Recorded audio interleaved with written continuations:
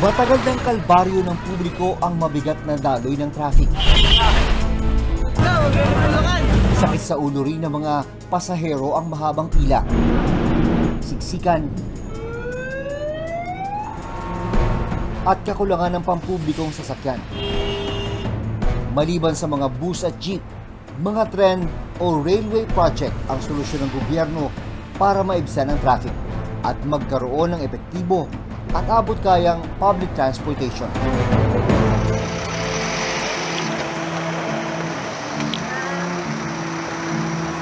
Noong 2018, tinalakay ng Reporter's Notebook ang mga ongoing railway project ng gobyerno.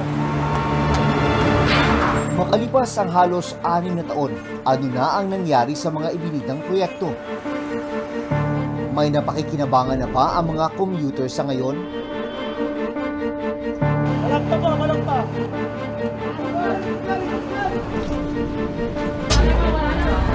Sa ginawang pag-aaral ng Japan International Cooperation Agency noong 2014, tinatayang umabot sa 2.4 billion pesos ang productivity loss kada araw sa Metro Manila. At kapag hindi na solusyonan ang problema sa traffic, tinatayang aabot pa yan sa 6 billion pesos kada araw pagsapit ng 2030. Sabi ni DOTR Undersecretary for Railways Jeremy Regino, sa kasalukuyan, nasa 13 railway project ang tinututukan ng ahensya. Bukod sa MRT-7, kasama sa listahan ang LRT Line 1 Cavite Extension.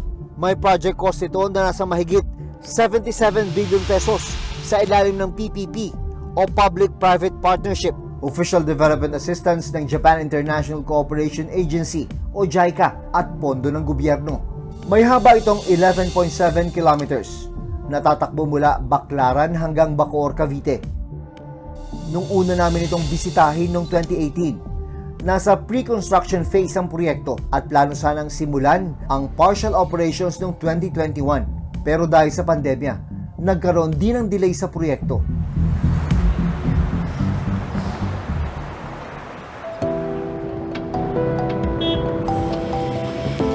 Paalis na ako sa bahay.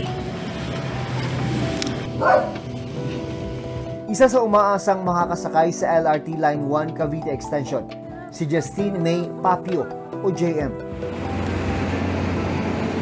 Mula sa kanilang bahay sa Bacoor, Cavite, araw-araw din ang nararanasan niyang kalbaryo sa pagkukommute. Nagtatrabaho si JM bilang isang admin staff sa isang private company sa Parañaque at Makati City.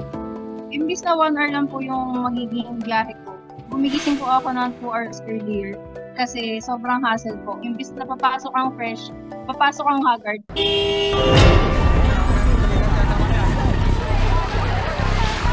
Araw-araw, sabi ni JM, pahirap sa kanya ang pakikipagsiksikan sa ibang mga pasahero at kakulangan ng pampublikong sasakyan. Coming from Cavite, sobrang limited po ng transportation na papunta sa workplace. Hindi rin po sure yung 2 hours na yun na sure na makakasakay agad ganun kasi minsan po standing talaga. Magtitiis ka po talaga na nakasandal ka na sa pinto ng bus para lang makapasok ka on time. Sabi ni JM, dahil sa siksikan, naranasan na niyang madukutan. Na-take advantage nung mandurukot yung situation na sobrang sikip. Ang dapat na 1 oras lang na biyahe, karaniwang doble o triple ang inaabot kapag rush hour. If nagmakati ako, I guess, aabot ako ng 3 hours since tatlong palipat-lipat na sakay yun. Ito, papuntang airport na siya dito.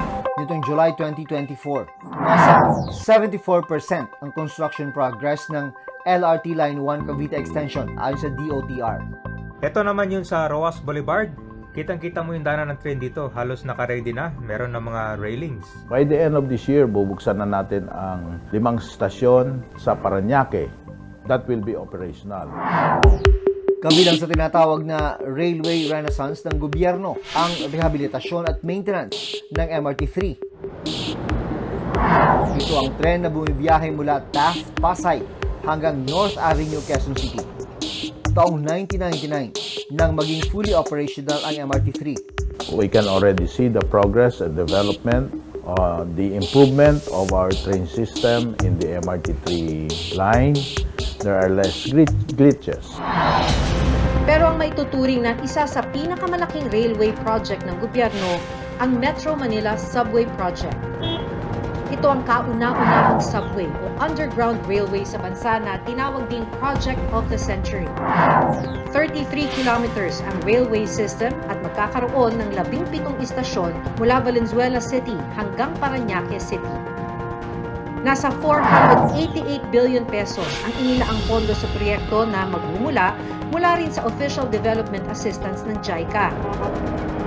Sa aming naging panayam sa DOTR noong 2018, sinabi nilang target matapos ang 3 istasyon ng subway sa taong 2022. 2027 naman itong target maging operational. Pero dahil sa delay bunsod ng pandemya, binago ang target operational date at ginawang 2031. In the subway, we are also hoping to achieve partial operations by the end of 2028. That is from Valenzuela to Ortigas. Sa kasalukuyan, ongoing construction na sa bahagi ng Valenzuela at Mindanao Avenue sa Quezon City. Nasa 15.57% ang construction progress ng Metro Manila Subway as of July 2024. Para maging konektado ang LRT1, MRT3, MRT7 at Subway, kasamang itinayo ang Grand Central Station o ang Unified Common Station. Matatagpuan ito sa Quezon City na pinondohan ng 2.8 billion pesos. 2023, unang tinarget na matapos ang proyekto, pero nagkaroon din ng delay dahil kinailangang itigil ang construction dahil sa pandemya. Sa ngayon, nasa 81.49% ang construction progress ng Unified Common Station. It's ongoing, matatapos yan next year. Isa pang proyekto ng DOTR ang North-South Commuter Railway. Biyabiyahe ito mula Clark, Pampanga hanggang Calamba, Laguna. Ang total project cost naman ito, 873.6 billion pesos mula rin sa Official Development Assistance ng JICA at utang sa isang bangko. Ngayong taon ang original na target completion date ng proyekto. Pero dahil rin sa problema sa road right-of-way, fourth quarter ng taong 2027 na ang target partial operations ng proyekto. We are on target, we are on time. The partial operations for Clark to Valenzuela, December of 2027, and our worst case scenario is first quarter of 2028. Ang isa pang major railway project ng gobyerno, ang LRT2 West and East Extension. Para sa LRT2 East Extension, 9.5 million pesos ang inilaang pondo ng gobyerno na operating na noong 2021.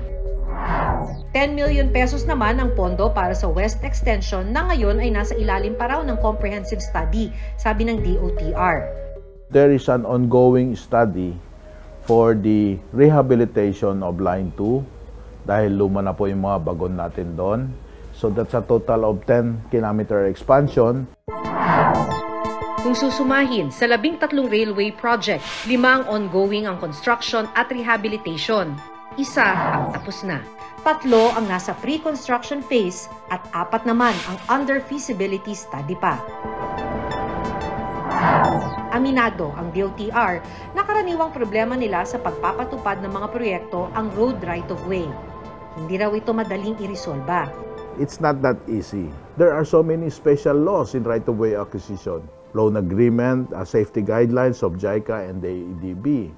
There is the LINA law or the Housing Urban Development law. Hindi naman tayo pwede basta-basta magbayad ng landowner na hindi kompleto yung kanyang dokumento, hindi kompleto ang kanyang papeles. Para sa civil society group na Alt Mobility, malaking bagay na maisaayos muna ang mga lupa na daraan bago simulan ng proyekto. Kapag natengge yung project, tatagal yung paglalatag ng rail services. Pangalawa, nasasayang yung budget na ina-allocate para dito. Bagay na sinang-ayunan at ipinaglalaban daw ng railway sector ng DOTR sa kanilang ahensya. Yan ang pinaglalaban namin. Bago natin masimulan ng project, pondohan na natin at mag-commence na tayo ng right-of-way. Pinapakiusap namin sa DOTR na sana mapayagan na kami even prior to the loan agreement. Basta in-approve na ng NEDA ICC, tuloy na ang right-of-way acquisition. Dagdag pa ng DOTR railway sector, maraming epekto kapag nagkakaroon ng delay sa proyekto. Naku, hindi natataas ang project cost. Magkakaroon ng standby cost and prolongation cost. We will have to extend the hiring of personnel and consultants. Habang tumatagal, tumataas ang presyo ng lupa. Most of all is the loss of time and opportunity. Ngayong sabay-sabay ang konstruksyon ng mga railway project sa bansa, mahalagang bantayan na nagagawa ng maayos at tama ang bawat proyekto. Pinondo man ito ng utang, bigay ng ibang bansa o galing sa kaba ng bayan, dapat maging mapagmatsyag. Dahil tayo pa rin naman ang magbabayad ng mga ito. Hanggang sa susunod na Sabado, ako si Maki Pulido. Ako si Jun Veneracion at ito ang Reporters Notebook.